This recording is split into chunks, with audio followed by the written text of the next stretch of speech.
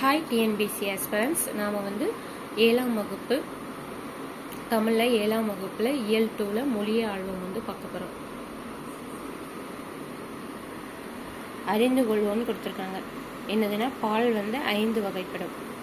அவை வந்து ஆண்பால், பெண்பால், பலர்பால், ஒன்றன்பால், பலவின்பால் ஆகியவாகும். இதை சொல்ல கேட்டு எழுதுன்னு கேட்டாங்க. இதை வந்து மாற்றி கொடுத்து கேட்கலாம், அதனால் பார்த்துக்கோங்க. மரங்கள் வந்து வெயிலை மறைக்கும். மனிதர் வாழ்வு இயற்கையோடு இயந்தது. பெருவாழ்வு வாழ்ந்த மரம் பெய்காற்றில் சாய்ந்தது. காட்டின் வளத்தை குறிக்கும் குறியீடு புலியாகும். யானைகள் கூட்டமாக வாழும் இயல்புடையவை. உயர்திணை அக்ரிணைன்னு கொடுத்துருக்காங்க. திணை வந்து 2 வகைப்படும். அது உயர்திணை, அக்ரிணை. ஒரு ஆணை குறிப்பது ஆண்பால், மாணவன் செல்வன் வந்து ஆண்பால் தானே. ஒரு பெண்ணை குறிப்பது பெண்பால், ஆதினி மாணவி. ஆதினி அப்படிங்கிறது ஒரு நேம், இது வந்து மாணவி. ஒன்றுக்கு மேற்பட்டவர்களை குறிப்பது பலர்பால், மாணவர்கள் மக்கள். அக்ரிணையில் ஒன்றை குறிப்பது ஒன்றன்பால், கல்பசு. ஒன்றுக்கு மேற்பட்டவற்றை குறிப்பது பலவின்பால், மண்புழுக்கள், பசுக்கள். இதை வந்து நல்லா பார்த்துக்கோங்க. அப்புறம் எதிர்ச்சொற்கள் சிலபஸில் இருக்க அந்த டாபிக் நல்லா பார்த்துக்கோங்க. மகளிர்னா ஆடவர், பெண்ணா ஆண், சிறுவன்னா சிறுமி, அரசன்னா அரசி, மாணவன்னா மாணவி, தோழினா தோழன். நல்லா பார்த்துக்கோங்க. பிழையை திருத்தி சரியாக எழுதுன்னு கேட்காங்க. கண்ணகி சிலம்பு அணிந்தான். கண்ணகி சிலம்பு அணிந்தாள் தானே கரெக்டாக இருக்குது. இங்கே இல், பெண்ணை குறிக்கிறது இல், ஆணை குறிச்சிச்சுன்னா என் போடுவேன். கோவலன் சிலம்பு விற்க போனால்னு கொடுத்துருக்காங்க. கோவலன் வந்து பாய் தானே, ஆண் தானே, அப்போ போனான் இந்தன வரணும்.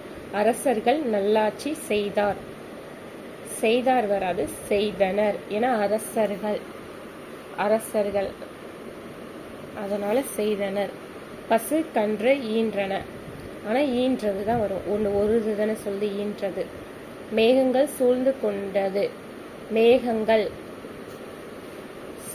கொண்டன. குழலி நடனம் ஆடியது. குழலிங்கிறது ஒரு பெண் தானே, ஆடியதுன்னு வராதுல்ல, ஆடினாள். இது நல்லா பார்த்துக்கோங்க. இது வந்து சிலபஸில் இருக்குது. அடிக்கடி இந்த இதில் இருந்து கொஸ்டின்லாம் கேட்டிருக்காங்க, நல்லா பார்த்துக்கோங்க. சொற்களை இணைத்து புதிய சொற்கள் அமைக்கன்னு கேட்டிருக்காங்க. இந்த இதுவும் சிலபஸில் இருக்குது, கேட்பாங்க, பார்த்துக்கோங்க. வாழை ப்ளஸ் காய், வாழைக்காய் அப்படின்னு கொடுத்துருக்காங்க. நம்ம இதில் அதே மாதிரி நம்மளும் எழுதணும். குருவி ப்ளஸ் கூடு, கூடுங்க இருக்கா, குருவி ப்ளஸ் குருவிக்கோடு. கொய்யா பழம். தயிர் சோறு. பாட்டு போட்டி, விளையாட்டு திடல். இந்த மாதிரி நீங்களும் இதே மாதிரி எழுதிக்கோங்க. இந்த விடுகதைக்கு எழுதுகன்னு கேட்டிருக்காங்க.